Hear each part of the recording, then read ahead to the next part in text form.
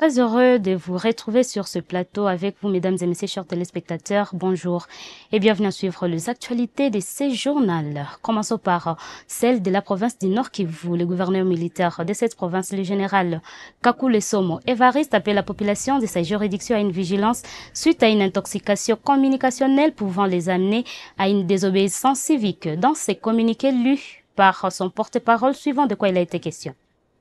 Communiqué de presse. Le gouverneur de la province du Nord Kivu, le général-major Somo Kakule Évariste, porte à la connaissance de la population du Nord Kivu qu'il s'observe depuis un certain temps à travers les réseaux sociaux des informations qui tendent à manipuler l'opinion sur la désobéissance civique alors qu'il ne ménage aucun effort pour la restauration de l'autorité de l'État.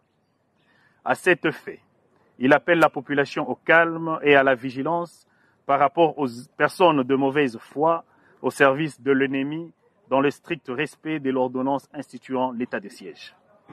Le gouverneur de province invite la population du Nord Kivu à soutenir son Excellence Félix Antoine Tshisekedi Tshilombo, chef de l'État et commandant suprême des forces armées de la République démocratique du Congo, dans tous les efforts visant la cessation des hostilités, notamment l'accord de paix signé entre le Rwanda et la République démocratique du Congo à Washington, ainsi que la déclaration de principe signée à Doha. Pour décourager les initiatives en cours de l'ennemi, l'autorité provinciale exhorte toute la population à l'unité et au patriotisme pour l'aboutissement total et effectif de cette paix. Le service de défense et de sécurité sont appelés à jouer leur rôle. Tout récalcitrant se verra appliquer la rigueur de la loi. Fait à Béni le 6 août 2020.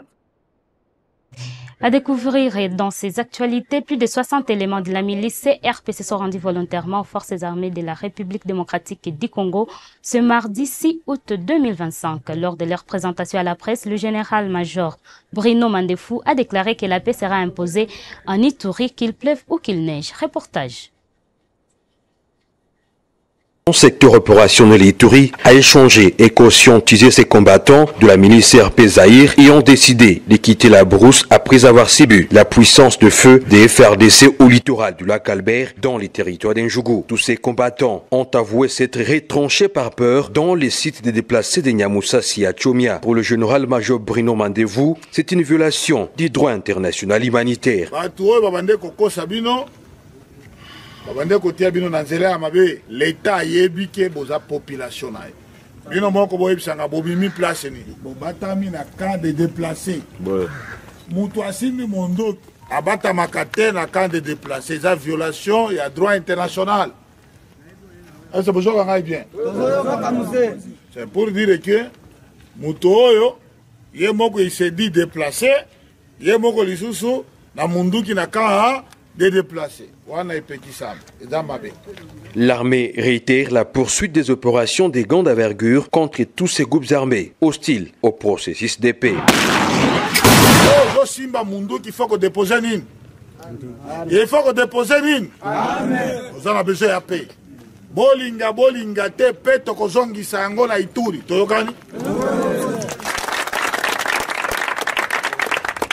Sur instruction du gouvernement militaire, le lieutenant-général Luboyanka Chamadjoni, ses ex-adeptes de la milice CRP de Thomas Lubanga sont pris en charge par l'État congolais. Pour rappel, le chef de l'État, Félix Antoine Tshisekedi Tshilombo, tient inlassablement à travers la diplomatie agissante et les autres approches à restaurer complètement l'autorité de l'État sur l'ensemble du pays, plus particulièrement dans sa partie orientale. Restons toujours en Ituri où la population de cette entité ne cesse de remercier les autorités de cette province pour le développement des infrastructures qui s'observent et dont elles bénéficient dans plusieurs angles de la vie. Suivez.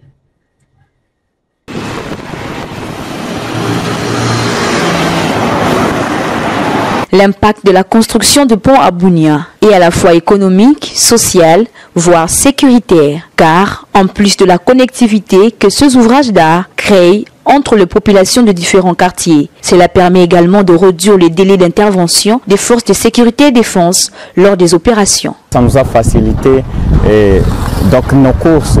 Maintenant, pour aller à Montfleury, on n'a même pas le temps d'aller de faire le chemin détourné vers RVA pour revenir ici à Montfleury.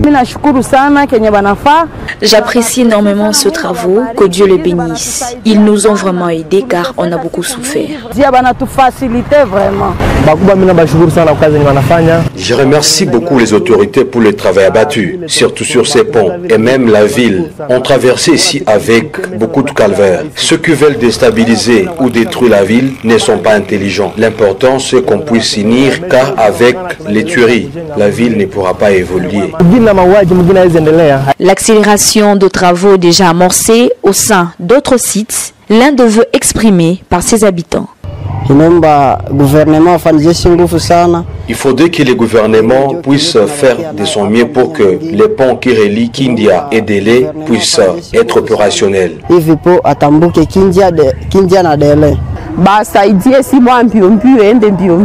Nous plaidons pour l'accélération de travaux de construction de ces ponts reliés à Kindia et Délé. À ce stade, nous courons beaucoup de risques.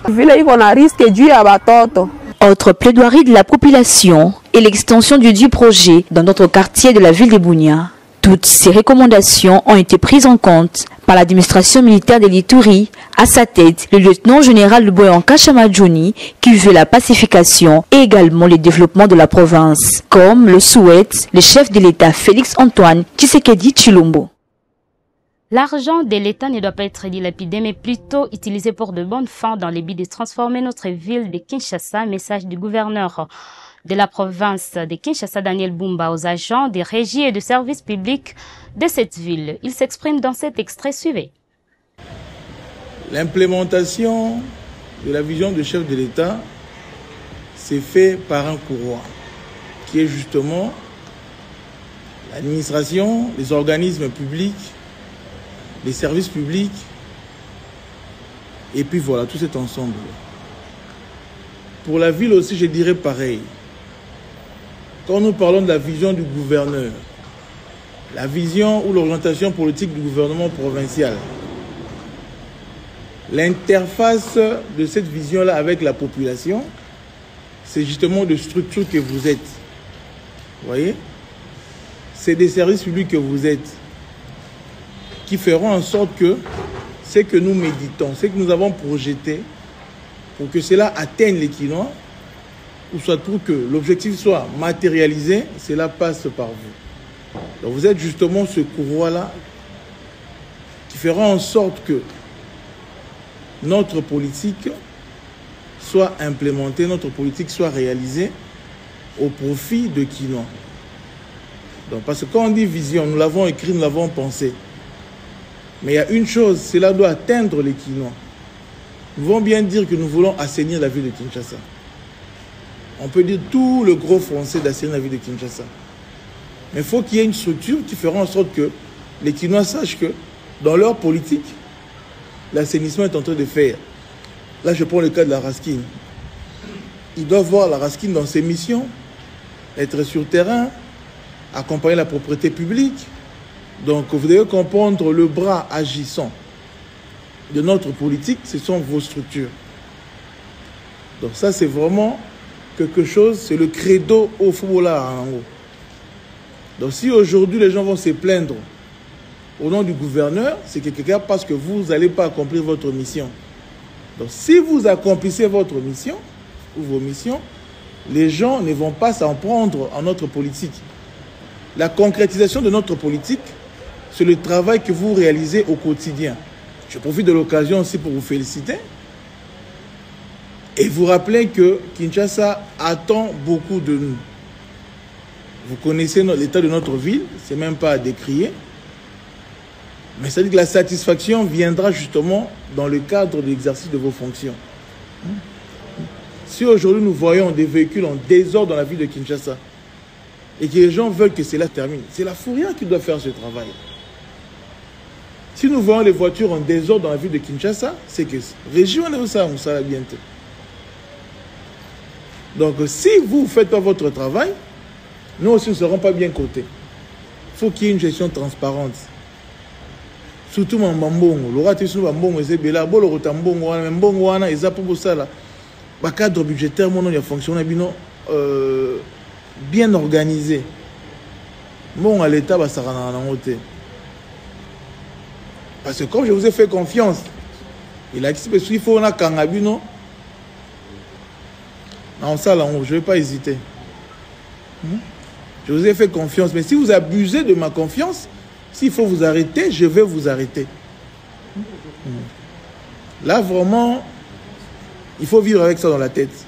Il faut bonne gouvernance, c'est ça. Soit aux humains à l'État, tout l'autre on a mis ça là, tout l'autre on a mis ça là. C'est comme ça que notre ville est quoi avancer. Relations diplomatiques dans cette édition du journal. Fifi Masuka, chef de l'exécutif provincial de Lualaba, et Ramez Al-Kayat, autour des questions liées à la santé, aux infrastructures et à la télécommunication lors de leur rencontre au Qatar. Les reportages nous en donnent en détail. Au cours de son énorme mission à Doha, au Qatar, le gouverneur du Lualaba a poursuivi avec son programme diplomatique et économique en rencontrant Ramez Al-Kayat, président et cofondateur du conglomérat Power International Holding, l'un des plus puissants groupes du Moyen-Orient. Power International Holding regroupe plus de 600 entreprises spécialisées avec des projets dans plus de 24 pays. Leurs domaines de prédilection vont de l'agriculture à la construction, en passant par la santé, l'hôtellerie, les infrastructures routières et la télécommunication. L'échange entre la gouverneure Marie-Thérèse Masuka Saini et cette figure clé du secteur économique s'est révélé fructueux avec un intérêt manifeste pour le potentiel du Lualaba. Attiré par la dynamique provinciale et les réformes engagées par le chef de l'État congolais Félix-Antoine Tshisekedi Tshilombo, les responsables de Power International Holding ont exprimé leur volonté d'envoyer une délégation dans les prochains mois à Kolwezi pour évaluer les opportunités d'investissement. Au terme de cette mission stratégique, le ministre qatari de l'Emploi, le docteur Brahik Al-Samik, a tenu personnellement à raccompagner la gouverneure Marie-Thérèse Masuka Saini et sa suite jusqu'au pied de l'avion, soulignant l'estime et l'importance accordée à cette visite officielle. Une mission clôturée sur une note d'espoir pour des partenariats solides dans la droite ligne de la diplomatie économique prônée par le président Tshisekedi et portée avec conviction par sa fidèle disciple au Lualaba, Marie-Thérèse Masuka. Place à la justice et avant la fin de ces actualités, au 5e jour de l'audience du procès, Constant Mutamba, maître Olivier, avocat du barreau de Kwilu, a fait le point sur la réquisition accordée aux prévenus dont le nom a été cité dans les précédentes lignes. Maître Olivier donne son constat. De droit qui consiste à ce que la partie prévenue, lorsqu'il constate que les juges vraiment ne fait pas son travail correctement, s'il faut dire ainsi, peut quand même le récuser. Et ces juges-là doivent en principe défendre pourquoi il y a eu cette récusation. Mais dans le cas sous examen, les juges se sont déportés. C'est-à-dire qu'ils ont compris peut-être que non, autant quitter carrément la composition et pour ne pas tirer des choses à la longueur. Voilà ce qui a été fait aujourd'hui, cet avant-midi, avant que nous puissions commencer à certaines choses. Donc je crois que c'est une procédure qui a quand même tenu debout et nous avons constaté au départ de cette audience comment les juges, certains juges se sont comportés. Voilà pourquoi cela a permis à notre prévenu, à notre client plutôt, de procéder à cette récusation. Alors, maintenant, vous avez entendu les témoins. Est-ce que les témoins sont venus selon votre demande? Madame, vous savez, sur le 80% ou 100% des témoins qui ont défilé aujourd'hui, nous sommes très satisfaits du fait que tout ce qu'ils ont parlé, tout ce qu'ils ont déposé, toutes les questions qui leur ont été posées étaient en faveur du prévenu Mutamba. Donc je me dis, nous disons quand même merci à ces témoins qui sont venus, que ce soit les témoins invités par le ministère public, comme les témoins invités par la partie prévenue Mutamba, tous ont été quand même à la hauteur de leur tâche en répondant à toutes les questions. Je prends le cas échéant par exemple de Zion, l'entreprise Zion, qu'on dit être une entreprise fictive, qu'on ne connaît pas l'adresse. La dame qui est venue là, la dame Moutonda, a dit non, c'est une société qu'on connaît bien. Et d'ailleurs, on connaît, c'est par le trichement d'un certain Alain. Et elle a fait savoir que non, Zion se trouve dans une immeuble où on a vendu déjà des appartements. Donc c'est comme une entreprise qui a été sous-logée. Ok? C'était un peu comme ça. Vous savez, par exemple, au niveau des universités, nous avons ce dont on appelle le maquisard. Un maquisard n'est pas connu comme le propriétaire de la chambre. Donc voilà un peu. Zion est une entreprise effectivement réelle qui existe et qui avait une adresse là où se trouvait le bâtiment. Alors, tout ça vous réconforte dans votre position de dire que votre client est innocent? Madame, nous sommes très réconfortés et nous nous disons, en tout cas, à moins qu'il y ait changement à la dernière minute, mais je me dis, nous sommes très réconfortés. On attendait à ce que la Première ministre soit là. Elle a envoyé une correspondance évoquant certaines préoccupations de son indisponibilité. Bon, on s'est incliné devant sa demande et nous avons eu besoin même de M. Kissoula, qui est du Sénaref, qui d'ailleurs a fait son rapport par rapport à ce que nous vivons aujourd'hui, soi-disant le détournement. Lui également s'en est excusé, le ministre Boudimou également. Mais ceux qui sont arrivés, madame, ils ont quand même été sincères vis-à-vis d'eux-mêmes. D'ailleurs, vous avez entendu le prévenu Moutamba les remercier. Pour la même cause, le chef de la division provinciale de la justice de la Chopo, Bolé Mekombozi, témoin de l'accusé, a confirmé l'existence d'un projet de construction d'une maison carcérale qu'il a lui-même visité un jour. Dans cet extrait des Actu 30, on l'écoute. L'année 2024, il m'avait informé de la construction d'une moderne prison et nouvelle à Kisangani. Et il m'avait remis la maquette de cette prison-là. La deuxième question, le site avait été choisi. Le site, je n'avais pas l'idée, mais quand les deux ingénieurs, la première vague des ingénieurs est passée à Kisangani, ils étaient à deux, ils ont trouvé un autre ingénieur à Kisangani. Ils sont passés me voir pour que nous puissions aller au site. C'est un de ces ingénieurs qui était bien sûr à Kisangani qui nous a dirigés et il nous a conduit au site. Arrivé là, j'ai trouvé. Oui, c'est quel site? Site où l'on va construire une nouvelle prison. Oui, situé où? C'est à 11 km du centre-ville de Kisangani, la route qui mène vers l'aéroport de Malboka. Mais arrivé au kilomètre 8, on prend la gauche, 3 km après, on arrive. D'accord. La troisième question.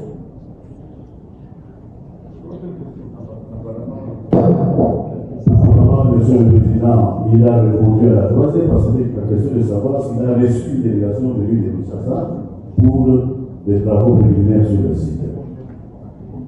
Et combien de fois sont-ils venus à titre complémentaire? Combien de fois il a reçu des délégations de Kinshasa pour des travaux préliminaires au niveau du site?